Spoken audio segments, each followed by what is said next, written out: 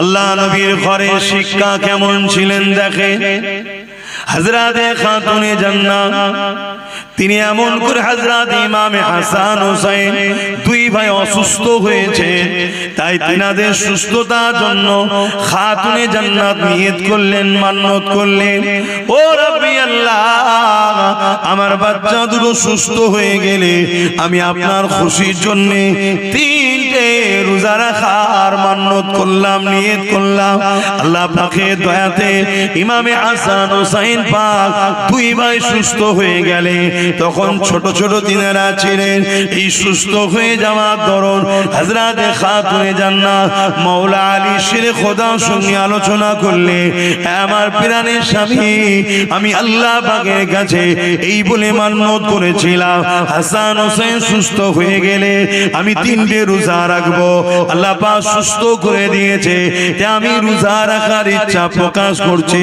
হযরতে মাওলা আলী বলেছিলেন, এ খাতুনে জান্নাত, আপনি একা কেন রাখবেন, আমিও আপনার সঙ্গে রোজা রাখবো। হযরতে মাওলা আলী রোজা রাখলে, খাতুনে জান্নাত রাখলে, হযরত ইমামে হাসান হোসেন তিনারাও উঠে পড়লেন, তিনারাও বলতে লাগলে, আম্মা জান, আমরাও সেহরি খাবো, রোজা রাখবো।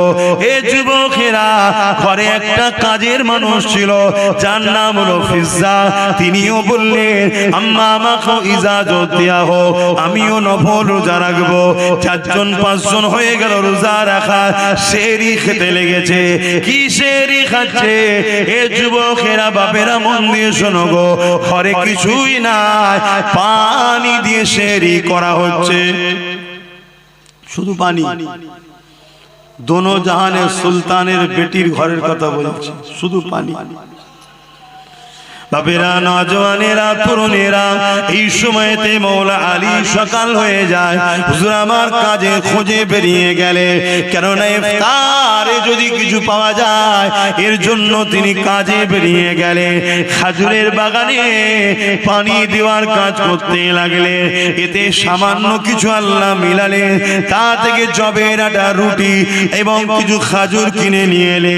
যখন ইফতার সাজানো হয়ে গেছে, আজানের অপেক্ষা রয়েছে, ইফতার করবে, হঠাৎ করে দরজার গোড়ায় এক অচেনা মুসাফির আওয়াজ দিয়ে বলতে লাগলো, এ খাতুনে জান্নাত, এ নবীর কলিজা টুকরি ফাতেমা, এ আহলে রাসূলরা, আমি বড় ক্ষুধার্ত রয়েছে, কয়েকদিন আমার খাওয়া হয়নি, নবীর ঘর থেকে আমরা ফিরে যাব, আহলে রাসূলের ঘর থেকে খালি হাতে ফিরে যাব, এটা হতে পারে না, এ আমাকে কিছু দেন।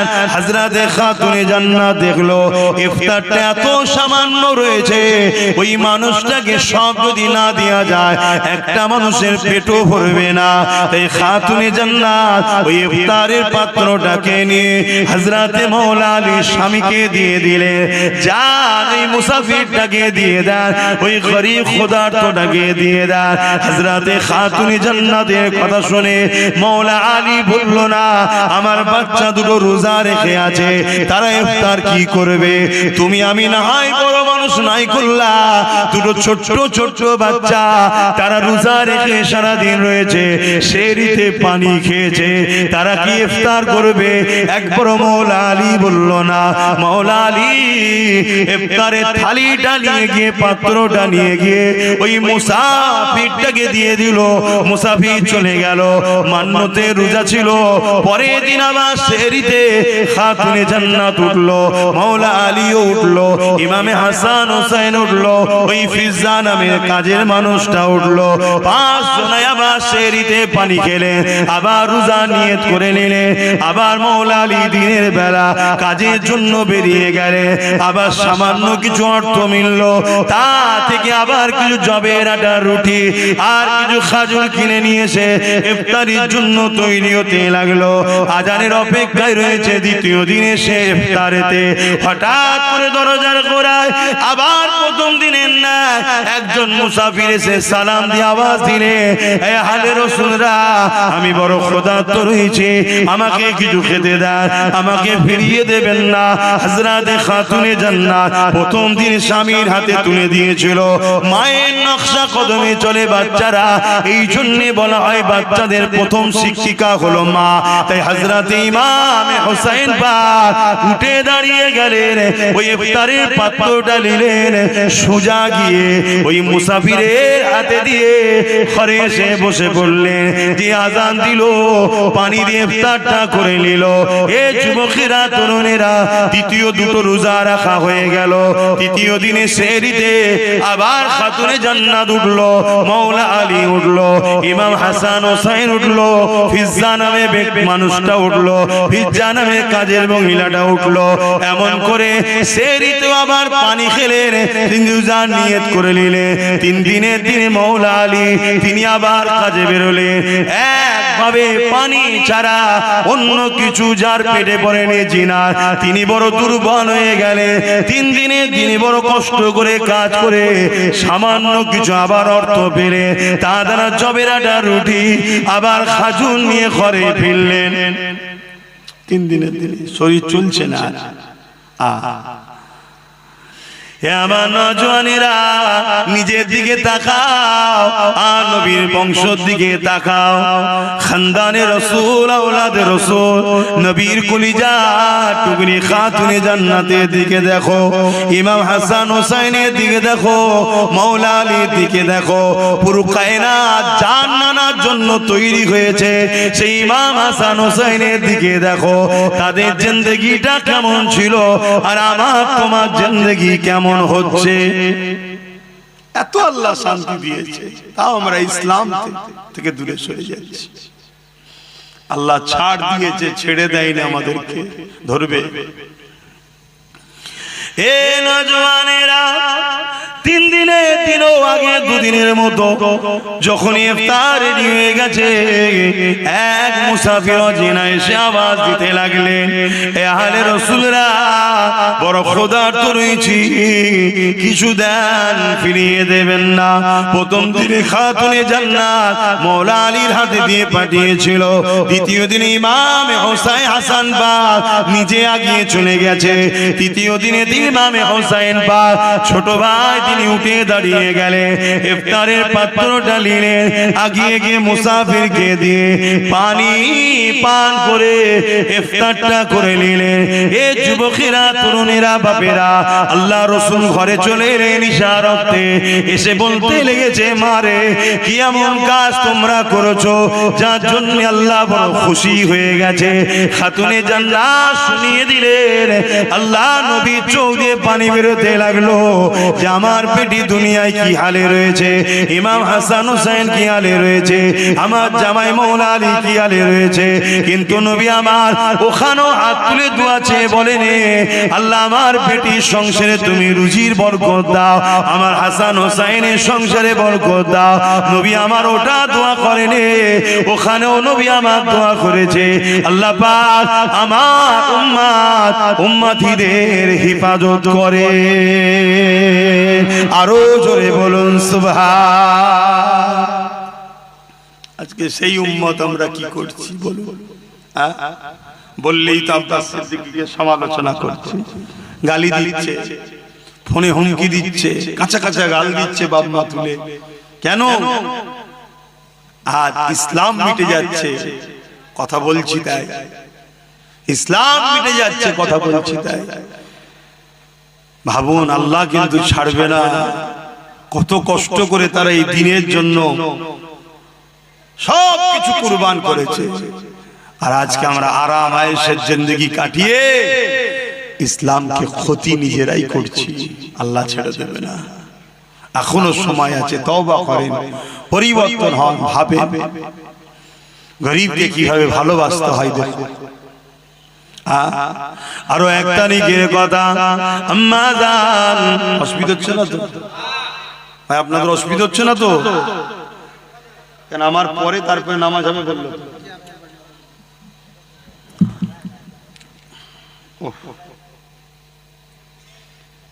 আরো এক তারিখের কথা, আল্লাহ নবীর কলিজার টুকরি খাতুনে জান্নাত দুনিয়া থেকে চলে যাবার সময় হয়েছে।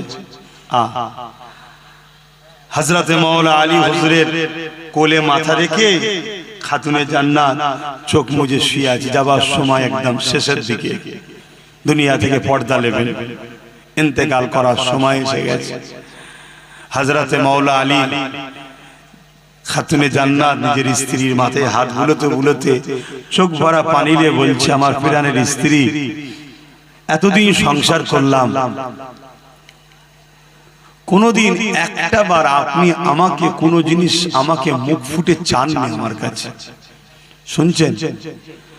কোনদিন একটা জিনিস আমার কাছে চাননি।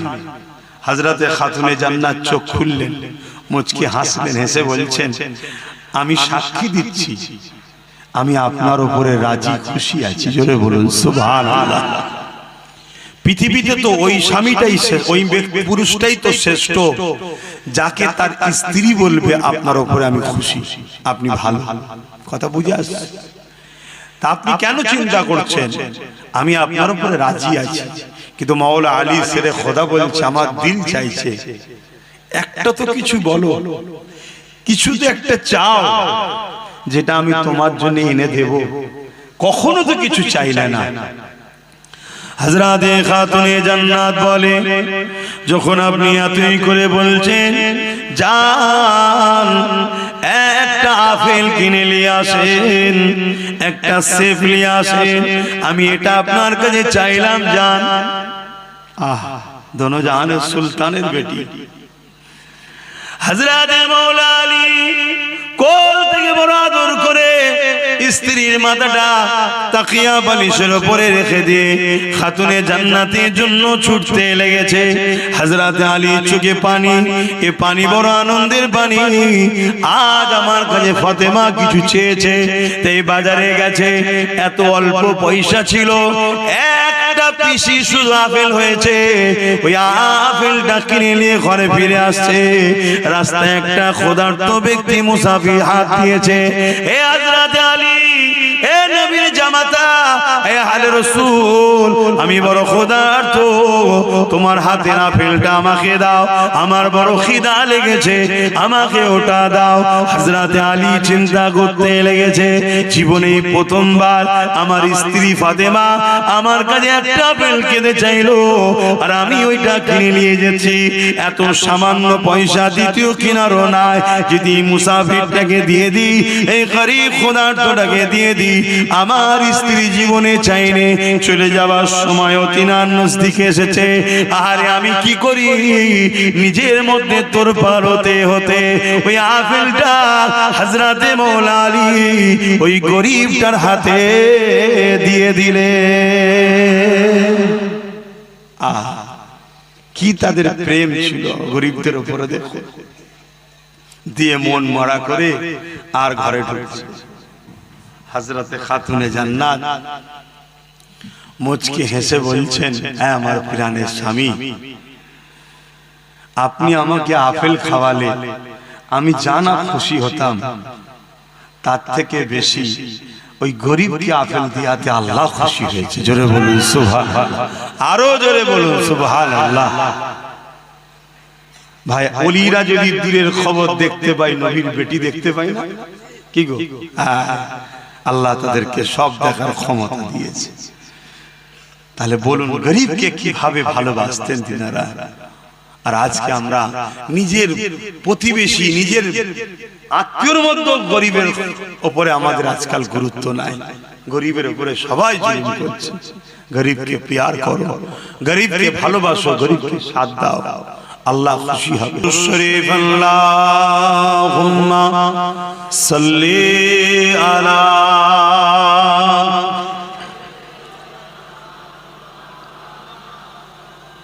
ওয়ালা আলি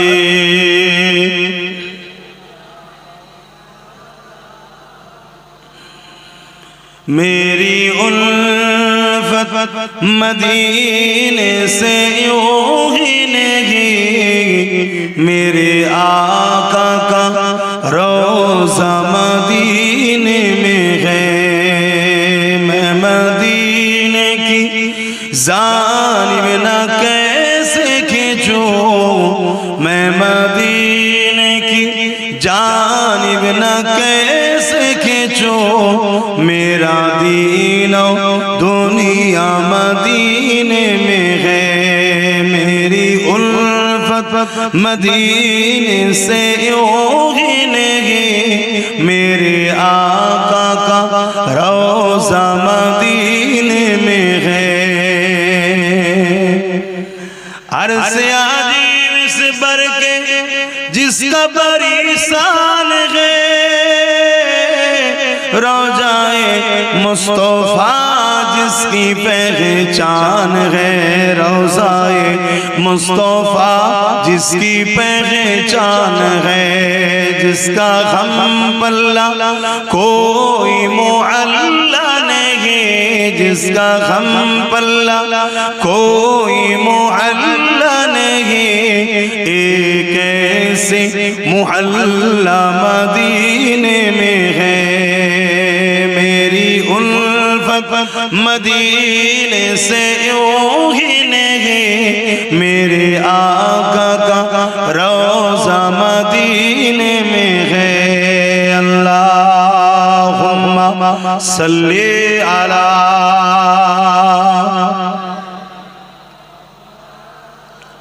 जोरे जोरे पढ़ेन আপনাদের দেখে তো আমারও ঘুম পাচ্ছে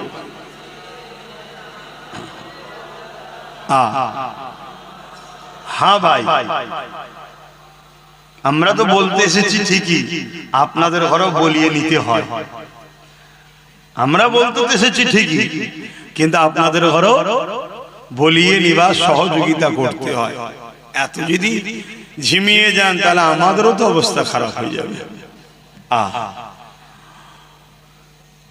তাহলে ইসলাম সবথেকে ভালো কাজ হলো ক্ষুধার্ত মানুষকে খানা খাওয়ানো জোরে বলুন সুবহানাল্লাহ আল্লাহ নবী বলছে কেউ যদি এতিমের মাথায় হাত বোলায় সেজন্য আমি রাসূলুল্লাহ আমার মাথায় হাত বোলালো জোরে বলুন সুবহানাল্লাহ কেউ যদি এতিমের পরনের কাপড় দেয় সেজন্য আমি রাসূলুল্লাহ আমাকে কাপড় দিল কেউ যদি এতিমের পিপাসা মিটায় আমি রাসূল তার ময়দানে মাশরে আবে কাউসারের পানি দিয়ে পিপাসা মিটাবো জোরে বলুন সুবহানাল্লাহ আজকে এতিমদের অবস্থা কি এই কঠিন ঠান্ডায় রাস্তাঘাটে ফুটপাতে দেখা যায় না হাজার হাজার বাচ্চা এতিমরা কত কষ্টে কাটাচ্ছে তারা আজ আমাদের আছে আমরা জড়িয়ে একটু গরম হয়ে যাচ্ছে কিন্তু গরিব এতিমদের কি হয় এগুলো ভাবতে হবে এটাই দরদ মানুষের উপর দয়া মায়া থাকা দরকার আল্লাহ পাকের এক বান্দি ছিলেন যে সমাজে নোংরা কাজ করে বেড়াতো মেয়েটা কিন্তু একদিন পাপ কাজ করে ফিরছে আর দেখছে একটা কুকুর একটা কুয়া দেখবেন কুয়ার উপরটা ঘিরা থাকে যাতে কেউ না পড়ে যায় ওর উপরে উঠছে আর নামছে পানি তো পান করতে পারছে না পিপাসা লেগেছে আল্লাহর এই বান্দিটা দেখে মনে দয়া হয়েছে যে বান্দি কত পাপ রাস্তায় ছিল তাকে পানি পান করিয়েছে কুকুরটাকে দু কদম যেতে না যেতে গায়েবী আওয়াজ এসেছে তুমি এমন একটা ভালো কাজ করলে তুমি এই মুহূর্তে তওবা করো আমি তোমার গুনাহ maaf করে দিতে চাই জোরে বলুন সুবহানাল্লাহ সে তওবা করেছে আল্লাহ তাকে maaf করে দিয়েছে তাহলে বলো আমাদের জীবনে ভুল হতে পারে একটা অবলা পশুকে যদি ভালোবাসলে আল্লাহ তার মাগফিরাত দেয় আমরা আল্লাহ শ্রেষ্ঠ মখলুক মানুষ সে অন্য ধর্মেরও হতে পারে হিন্দু হতে পারে খ্রিস্টান মতো আদিবাসী হতে পারে গরিব যদি হয় আর আমার কওমের ভাইদের মধ্যেও তো প্রচুর গরিব আছে তার পাশে যদি দাঁড়ায় আল্লাহ কি আমাদের উপর দয়া করবে না দয়া করবে